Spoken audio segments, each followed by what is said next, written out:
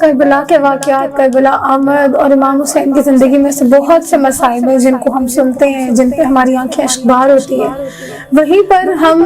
Be be Sughra اور حضرت علی اکبر کی محبت، ان کے جو بہن بھائی کا رشتہ تھا، ہم اس کے بارے میں جب بھی بات کرتے ہیں تب بھی ہمیں ایک تکلیف، ایک دکھ محسوس ہوتا ہے۔ کیوں امام حسین بی بی سغرا کو ساتھ نہیں لے کر گئے؟ دیکھیں کیسی وہ جدائی تھی جب اپنے بھائی سے جدا ہو رہی تھی، وہ جانتی تھی کہ میں دوبارہ اپنے بھائی کو، اپنے بابا کو نہیں دیکھوں گی۔ پروردگار نے کائنات میں کچھ رشتے بڑے عجیب بنائے ہیں، جن میں بہن اور بھائی سے محبت کا رشتہ،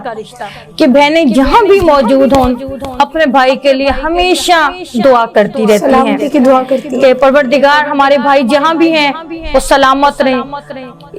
تو یہی رشتہ، یہی محبت، بلکہ میں کہوں گی کہ اس سے 100 گنا زیادہ محبت بی بی سغرا اور جناب علی اکبر میں تھی۔ ہاں، جہاں تک یہ ہے تاریخ میں موجود ہے کہ جب لسٹ تیار کی گئی کہ کس کس نے جو ہے وہ روانگی اختیار کرنی ہے، تو اس وقت اس لسٹ میں بی بی سغرا کا نام شامل نہیں تھا۔ اور جب سب لوگ سوار ہو چکے، میں مکمل تفصیل میں نہیں جاؤں گی، تفصیل یقیناً آپ کو معلوم ہوگی، لیکن جب تمام لوگ سوار ہو گئے تو ایک مرتبہ بی بی سغرا جو دروازے کے قریب کھڑی تھی، دیکھتے ہوئے کہتی ہے سب سوار ہو گئے، میں تنہا کھڑی رہ گئی۔ تو جناب زینب کے قریب آئی ہیں اور آ کر کہتی ہیں بی بی کیا میں نے آپ کے ساتھ سوار نہیں ہونا؟ جناب زینب سلام اللہ علیہا نے کہا کہ جائیے اپنے بابا سے پوچھئے۔ یہ چلتی مولا حسین کے قریب آئیں، آ کر دو زانو ہو کر بیٹھ گئی اور ایک جملہ کہا، جو جملہ اکثر ذاکرین بھی کہتے ہیں، نہیں معلوم اس میں سچ کتنا ہے، لیکن اتنا ضرور جانتی ہوں کہ یقیناً جب کوئی درد اور کرب کی حالت میں ہو اور تنہائی کا خوف ہو تو یہ جملہ یقیناً بی بی کی زبان سے نکلا ہوگا، کہ بی بی نے کہا ہوگا کہ بابا میں تنہا یہاں کیسے رہوں گی، بابا آپ مجھے ساتھ لے جائیے۔ اور کچھ روایات میں موجود ہے بی بی نے اتنا بھی کہا تھا کہ میں جناب علی اصغر کی کنیز بن کر آپ کے ساتھ چلوں گی، بابا مجھے ساتھ لے جائیے۔ تو امام حسین کی آنکھوں سے اشک جاری ہوئے، اور ایک جملہ جو تاریخ لکھتی ہے وہ یہ تھا کہ امام حسین علیہ السلام نے کہا سغرا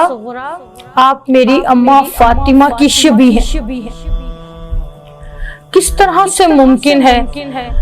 کہ جب یہ بیبیاں کوفہ و شام کے بازاروں میں اور درباروں میں لائی جائیں تو میری اماں زہرا کی شبیہ کوفہ و شام کے دربار میں لائی جائے، کیونکہ میری اماں پر بہت مصائب آئے ہیں، اور خود سیدہ فرماتی تھی کہ بابا مجھ پر اتنے مصائب آئے ہیں کہ اگر دنوں پر پڑھتے تو سیاہ راتوں میں تبدیل ہو جائے، اگر پہاڑوں پر پڑھتے تو سرمے میں تبدیل ہو جاتے۔ بس کچھ اس وجوہ کی بنا پر، اور دوسری جو بات ملتی ہے کہ جناب اکبر سے جناب سغرا کو بہت محبت تھی۔ روایات میں موجود ہے کہ جب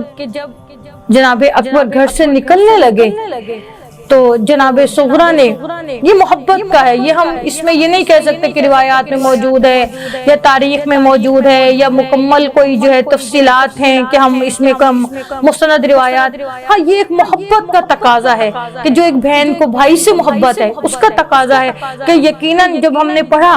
کہ بچپن سے بھی ہم سنتے آ رہے ہیں کہ بی بی نے